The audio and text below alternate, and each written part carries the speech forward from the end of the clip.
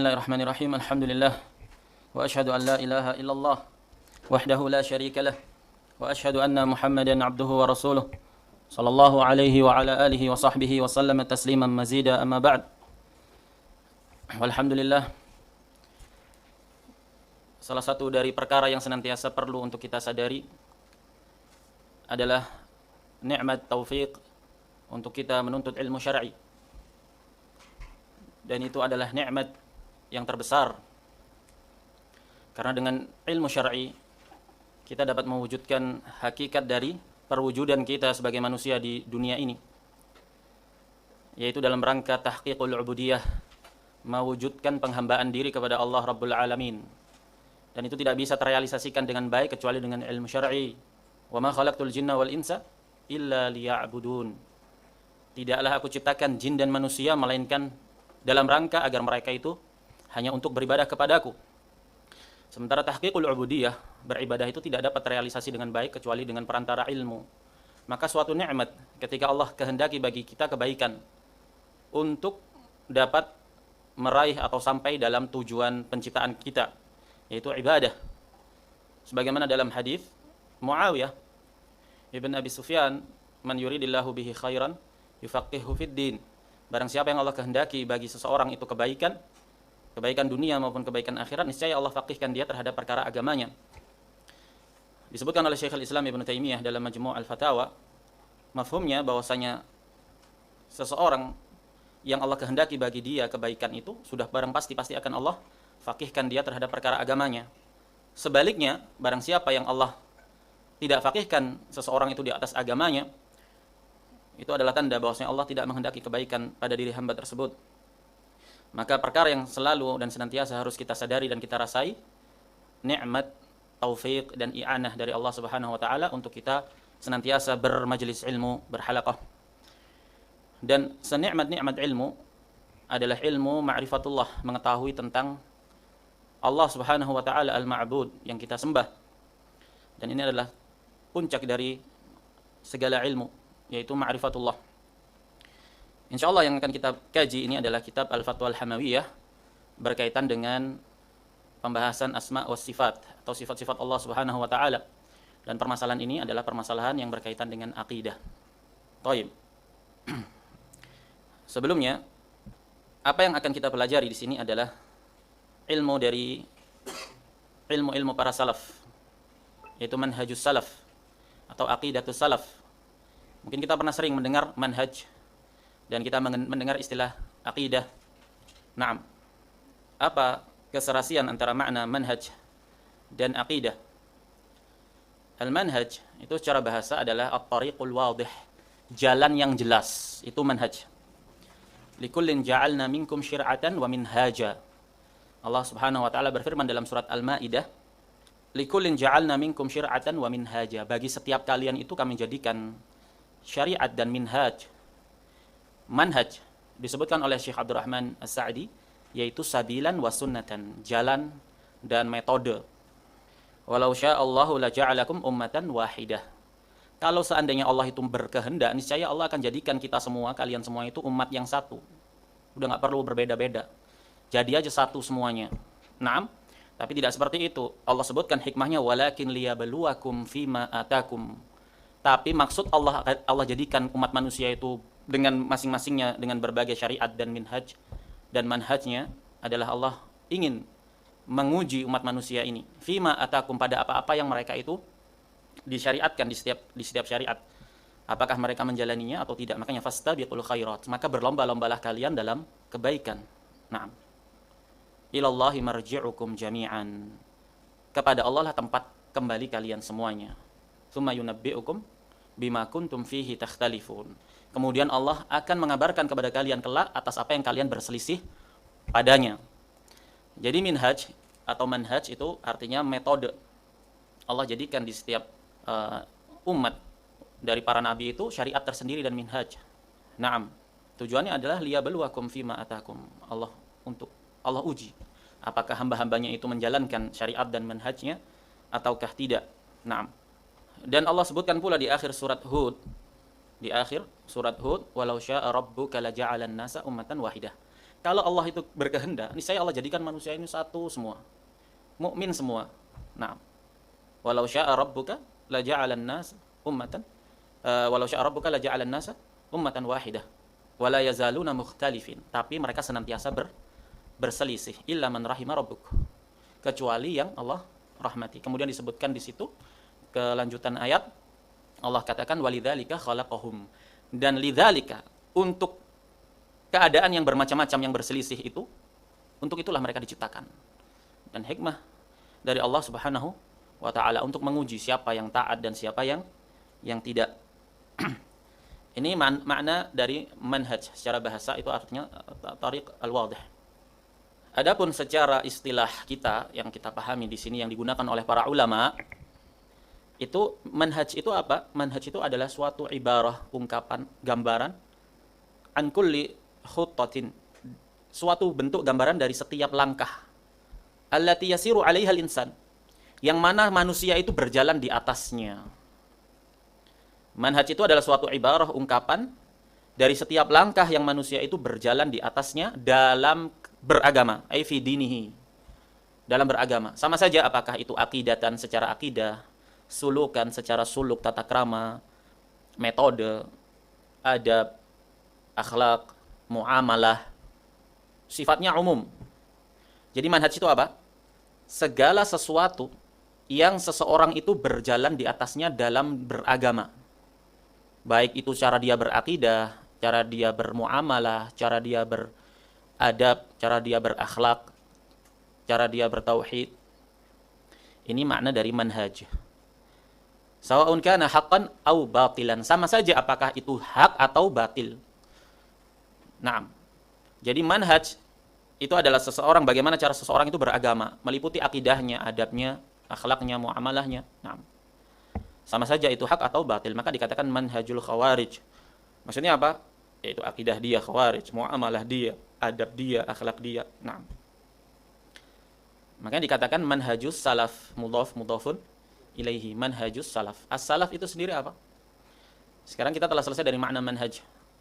Adapun as-salaf secara bahasa, kullu ma taqaddama alaina, setiap yang mendahului kita itu diistilahkan dengan salaf. Allah berfirman dalam surat An-Nisa, wala tanqihu ma nakaha aba'ukum minan nisa'i illa ma qad salaf. Dalam surat An-Nisa Allah katakan, jangan kalian nikahi wanita-wanita yang telah dinikahi oleh bapak-bapak kalian illa ma qad salaf, kecuali apa yang telah salaf. Maksudnya apa? Kecuali apa yang telah lalu dari syariat terdahulu. Nah, jadi makna salaf itu adalah kullu ma taqaddama alaina. Kemudian secara istilah, salaf itu adalah 3 generasi pertama dari umat ini. Secara istilah, salaf itu adalah 3 generasi pertama dari umat ini. Siapa mereka?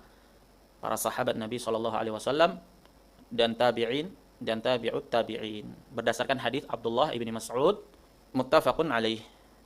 Khairun nasi qarni, thumma alladhina yalunahum, thumma alladhina yalunahum.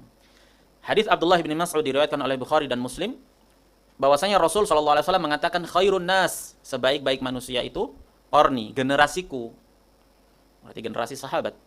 Thumma alladhina yalunahum, kemudian yang setelah mereka, yaitu tabi'in. Thumma alladhina yalunahum, kemudian yang setelah mereka lagi, yaitu tabi'ut tabi'in. Thumma yatakhallaf min ba'dihim khalfun, kemudian datang setelah mereka itu generasi belakangan. Nah, berarti salaf itu diistilahkan apa? 3 generasi terbaik dari umat ini berdasarkan hadis Abdullah ibn Mas'ud radhiyallahu anhum. Dan firman Allah Subhanahu wa taala di dalam surat At-Taubah di ayat yang ke-100, was-sabiqunal awwaluna minal muhajirin wal ansar walladzina tabauhum bi ihsan radhiyallahu anhum wa radu an. Rekomendasi langsung dari Allah. Allah katakan was-sabiqunal awwaluna minal muhajirin wal ansar. Siapa mereka? Sahabat. Kemudian walladzina tabauhum bi ihsan, dan orang-orang yang berittiba kepada mereka al-muhajirin wal ansar. Siapa mereka? Tabi'in. Nah, bi ihsan, dengan mengikuti, dengan ittiba secara ihsan, secara baik. Mereka adalah tabi'in dan tabi'ut tabi'in. Nah, ini menunjukkan bahwasanya generasi atau mengacu, merujuk kepada pemahaman generasi sahabat dan para tabi'in dalam beragama itu adalah keselamatan. Karena pemahaman mereka terhadap agama ini serta pengaplikasian mereka terhadap syariat itu mendapat rekomendasi langsung dari Allah. Radhiyallahu anhum wa radu an, Allah ridha kepada mereka. Dan disebutkan pula di dalam surat Al-Baqarah, Allah ikat keimanan kita itu, kebenaran keimanan kita itu dengan keimanannya para sahabat. Fa in amanu bimithli ma amantum bihi faqad tadau. Di dalam surat Al-Baqarah Allah katakan fa in amanu, kalau mereka itu orang-orang itu beriman bimithli, dengan semisal bimithli ma amantum bih, dengan yang semisal kalian para sahabat itu beriman, faqad tadau, maka mereka telah mendapatkan hidayah. Berarti kebenaran hidayah itu diikat dengan keserupaan kita, dengan keserupaan keimanan dan keyakinan kita dengan imannya, dengan keyakinannya para sahabat. Allah katakan fa in amanu, kalau mereka itu beriman bagaimana? Bimithli ma amantum bihi, dengan semisal yang kalian itu beriman, kalian di sini para sahabat. Jawabannya apa? Faqad tadau, berarti mereka mendapat hidayah. Mafhumnya, yang tidak beriman dengan semisal keimanan para sahabat bukan orang-orang yang mendapat hidayah. Di dalam surat An-Nisa juga Allah katakan, wa man yushaqiqir rasul, siapa yang menentang Rasul, min ba'di ma tabayyana lahul huda, setelah jelas datang padanya al-huda, kebenaran. Kemudian apa? Wa yattabi' ghairas sabilil mu'minin, dan dia lebih memilih mengikuti, berittiba kepada selain jalannya orang-orang mukmin. Sabilil mu'minin dalam surat An-Nisa tersebut, siapa al-mu'minun di situ di masa turunnya ayat? Ya tidak lain adalah para sahabat. Wa yattabi' ghairas sabilil mu'minin nuwallihi ma tawalla wa nuslihi jahannama wa sa'at masira. Yang menentang Rasul dan memilih jalannya selain jalannya orang-orang mukmin, yaitu para sahabat, kita biarkan dia dalam kesesatannya itu. Dan tempat kembalinya adalah jahannam. Wal iyadu billah. Maka ini semua menunjukkan kepada kita pentingnya kita untuk bermanhaj dengan manhajus salaf. Apa itu manhaj? Sebagaimana yang telah lalu. Manhaj adalah setiap langkah yang seseorang itu berjalan di atas langkah tersebut dalam beragama. Baik itu akidahnya, baik itu adabnya, baik itu muamalahnya, baik itu akhlaknya. Berarti akidah ada di mana tadi? Akidah ada di mana? Di bawah manhaj. Di sana ada manhaj. Di dalam manhaj ini mencakup apa? Akidah, adab, akhlak, suluk, muamalah. Mafhum?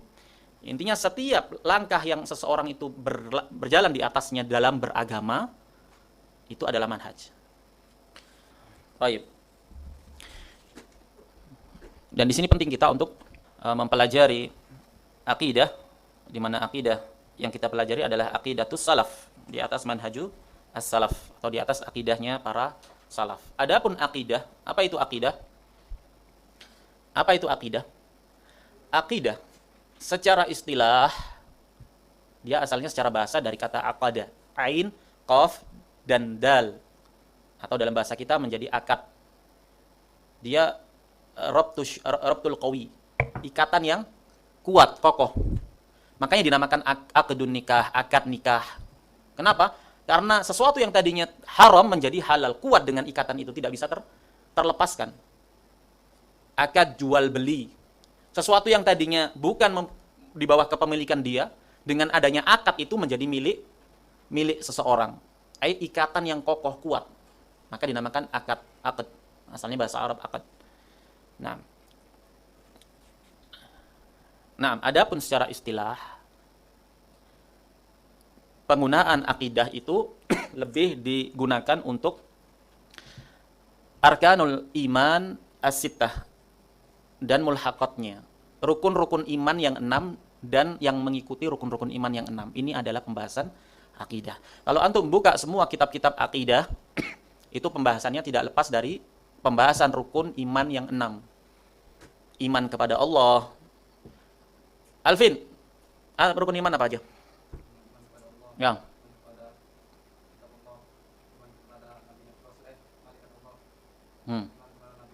Ya.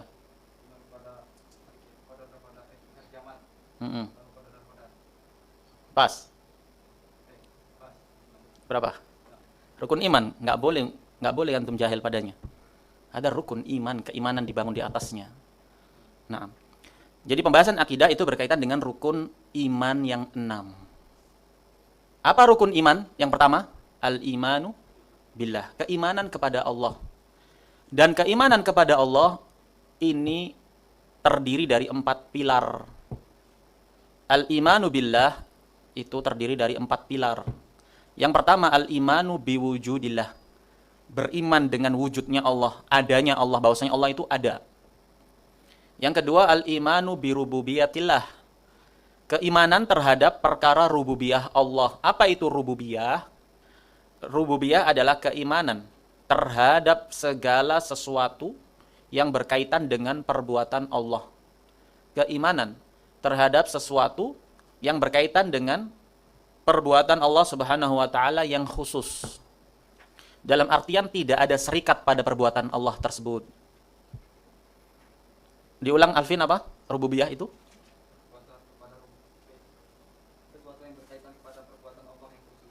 Atau dalam ungkapan yang lain, sesuatu yang berkaitan dengan kekhususan perbuatan Allah. Bisa dipahami? Maksudnya tidak ada serikat dalam jenis perbuatan Allah tersebut. Contohnya, perbuatan yang padanya makhluk juga berserikat, melihat. Melihat. Allah melihat atau tidak? Melihat. Makhluk melihat atau tidak? Melihat. Adapun perkara rububiyah adalah perkara yang menjadi kekhususan perbuatan Allah, tidak ada serikat padanya. Contohnya apa? Al-khalq, menciptakan, menghidupkan, mematikan, mengatur segala alam semesta, memberikan rizki. Ini semua berkaitan dengan rububiyah Allah. Khusus hanya untuk Allah, tidak ada serikat padanya. Kemudian pilar yang ke berapa? Zaki. Ketiga, yaitu al-imanu bi uluhiyatillah. Keimanan atau keyakinan yang berkaitan dengan perbuatan-perbuatan hamba yang harus dikhususkan untuk Allah. Kebalikan dari yang pertama. Kalau yang kedua uluhiyah adalah keyakinan terhadap perbuatan-perbuatan hamba yang menjadi kekhususan Allah Subhanahu wa taala. Yaitu uluhiyah atau ubudiyah, ibadah. Segala bentuk dan jenis peribadatan, siapa yang melakukannya? Makhluk. Hanya menjadi kekhususan Allah. Hanya boleh dipalingkan kepada Allah, tidak bisa tidak boleh tidak. Memalingkannya syirkun. Syirik. Yang terakhir, al-imanu bi asma'ihi wa sifatihi. Beriman atau keimanan terhadap nama-nama dan sifat-sifat Allah Subhanahu wa taala. Dan pembahasan ilmu akidah secara istilah lebih mengerucut lagi, itu keumumannya adalah apa yang berkaitan dengan al-iman bi asma'ihi wa sifatihi. Tauhid asma wa sifat. Itu adalah pembahasan ilmu akidah. Baik. Jelas sekarang makna dari akidah. Adapun tauhid, pengistilahannya di masa kita sekarang ini yang menjadi keumuman di dalam urf atau adat para penuntut ilmu, tauhid itu adalah pembahasan yang berkaitan dengan al-imanu bi uluhiyatillah. Keimanan berkaitan dengan uluhiyah atau tauhid yang berkaitan dengan ibadah. Tauhid yang berkaitan dengan ibadah. Naam, yang lebih spesifik lagi. Kalau kita mau belajar akidah, berarti belajar apa? Berkaitan dengan apa? Asma wa sifat. Kalau kita belajar tauhid, berarti berkaitan dengan uluhiyah. Kitab tauhid, Thalathatul Usul, Qawaidul Arba, ini pembahasan terkait uluhiyah. Naam. Berdoa kepada selain Allah hukumnya apa? Naam. Bernadar kepada selain Allah. Naam. Takut kepada selain Allah. Ini semua berkaitan dengan permasalahan uluhiyah. Kenapa? Kembali ke definisi uluhiyah, karena uluhiyah adalah segala sesuatu yang berkaitan dengan perbuatan siapa? Hamba, makhluk yang menjadi kekhususan Allah. Tidak boleh dipalingkan kepada selain Allah. Baik. Kitab ini, risalah ini, Al-Fatwa Al-Hamawiyah, termasuk kitab yang azim, luar biasa manfaatnya. Kitab ini berkaitan dengan pembahasan sifat al-khabariyah. Jadi sifat-sifat Allah Subhanahu wa taala, sifat-sifat Allah, semangat. Kita lagi belajar apa? Aqidah. Ma'rifatullah. Yang itu adalah puncak segala puncak yang dituntut oleh seorang hamba. Bagaimana tidak? Kita ingin mengenal al-ma'bud. Kita mengenal zat yang kita bersujud kepadanya 5 waktu dalam sehari. Buka pikiran, buka hati untuk antusias terhadapnya. Permasalahan akidah. Naam. Jadi sifat bagi Allah Subhanahu wa taala itu terbagi menjadi 2. Sifat bagi Allah Subhanahu wa taala terbagi menjadi 2. Dan akidah ahli sunnati wal jamaah itu meyakini konsekuensi dari tauhid al-iman bi asma'ihi wa sifatihi, iman terhadap sifat dan nama-nama Allah, yaitu al-imanu bima wasafa bihi nafsahu.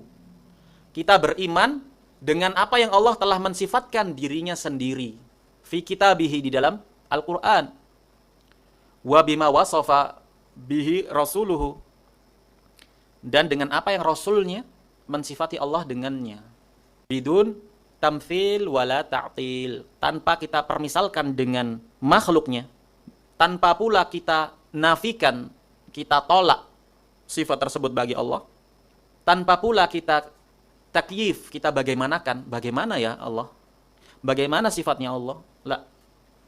Jadi kita beriman kepada setiap apa yang Allah sifatkan dirinya sendiri di dalam Al-Quran, dan kita beriman pula dengan apa yang Rasulnya mensifatkan Allah dengannya di dalam sunnah, tanpa kita permisalkan dengan makhluk, tanpa kita tolak, tanpa kita bagaimanakan. Laisa kamitslihi syai'un wa huwa samiul basir. Tidak ada yang semisal dengan Allah, dan Allah itu maha mendengar lagi maha melihat. Allah nafikan segala permisalan dengan makhluknya. Di sisi lain Allah tetapkan bahwasanya termasuk dari sifat Allah itu mendengar dan melihat, di mana itu ada pada makhluk. Tapi penglihatan Allah Subhanahu wa taala berbeda dengan penglihatan makhluk. Begitu pula pendengaran Allah berbeda dengan pendengaran makhluk. Ahlus sunnati wal jamaah salafus saleh itu beriman dengan itu semua. Sesemua yang datang dari Al-Qur'an dan As-Sunnah tanpa dipermisalkan, tanpa ditolak, dan tanpa dibagaimanakan. Ini akidah ahli sunnati wal jamaah. Dan manusia dalam permasalahan ini terbagi menjadi 3. Permasalahan apa, Naufal? Permasalahan apa? Asma wa sifat. Kita lagi bahas apa ini? Terbagi menjadi 3. Yang pertama, ahlus sunnati wal jamaah. Apa ciri khas mereka? Meyakini dan mengimani segala sesuatu yang berkaitan dengan sifat-sifat Allah sebagaimana yang Allah kabarkan di dalam Al-Quran dan yang Rasul kabarkan di dalam As-Sunnah, tanpa dipermisalkan, tanpa ditolak, tanpa dibagaimanakan. Naam, ini ahli sunnah. Berikutnya, yang kedua, al-mumatsilah, orang-orang yang mempermisalkan Allah dengan makhluknya. Ketika Allah kabarkan bal yadahu mabsutatani, bahkan kedua tangan Allah itu terbentang. Al-mumatsilah, ahlu sunnah apa yang mereka yakini? Allah katakan apa di situ? Bahkan kedua tangan Allah terbentang. Allah katakan Allah memiliki berapa tangan? 2 tangan. Ahlu sunnah meyakini itu semua sesuai yang Allah kabarkan. 2 tangan ya 2 tangan. Tanpa diserupakan dengan makhluknya, tanpa ditolak, tanpa pula dibagaimanakan. Ini ahli sunnah. Kelompok yang kedua dalam permasalahan ini, al-mumatsilah, menyerupakan Allah dengan makhluknya. Apa hujah mereka? Mereka mengatakan, kita tidak dapat memahami makna dari tangan itu kecuali apa yang kita pahami. Yang kita tahu tangan itu ya seperti itu. Berarti mafhumnya tangan Allah ya seperti tangan makhluk. Ini al-mumatsilah, ghulu fil itsbat. Ekstrim, berlebihan dalam menetapkan sifat, sampai-sampai mereka samakan sifat Allah dengan sifat makhluk. Kelompok ketiga, ghulu fin nafi. Ekstrim, berlebihan dalam menafikan. Dan mereka terjatuh lebih dahulu ke dalam at-tamtsil, mumatsalah. Kenapa? Ketika mereka dapati sifat-sifat Allah dalam ayatnya, mereka katakan tangan. Nggak mungkin Allah menyerupai makhluknya. Mereka bagaimanakan dulu di dalam otak mereka, sehingga terbesit dalam benak mereka, kalau tangan Allah itu masa seperti tangan makhluknya. Berarti nggak mungkin. Berarti apa kesimpulannya? Harus kita tolak.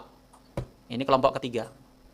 Kelompok ketiga, mu'attilah, menafikan, menolak sifat-sifat Allah Subhanahu wa taala. Ahlus sunnati wal jamaah wasat, pertengahan dalam mengisbat, menetapkan maupun dalam menafikan. Isbatun bila tamtsil wa tanzihun bila ta'til. Ini yang diistilahkan oleh para ulama. Menetapkan tanpa mempermisalkan dan mensucikan Allah tanpa menolak sifatnya. Baik, kita cukupkan sampai di sini. Naktafi bihadzal qadar. Subhanakallahumma wa bihamdika